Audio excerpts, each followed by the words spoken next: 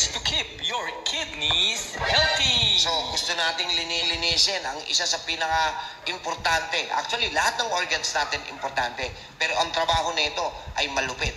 Ang kidney po ay ang blood filtration organ sa loob ng katawan natin. Siya po yung naglilinis ng dugo. Dahil pag marumi ang dugo ay dumadaloy simula ulo hanggang talampakan. Kung marumi yan, definitely pwedeng ikamatay at magkaroon ng iba't ibang uri ng sakit ang ating katawan. Kaya nararapat na manatiling malinis ang ating dugo na dumadaloy sa buong katawan.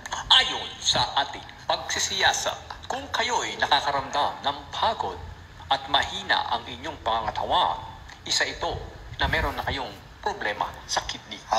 If you feel more tired, less energy, or medyo mahina ang concentration mo, isa yon sa mga signs or symptoms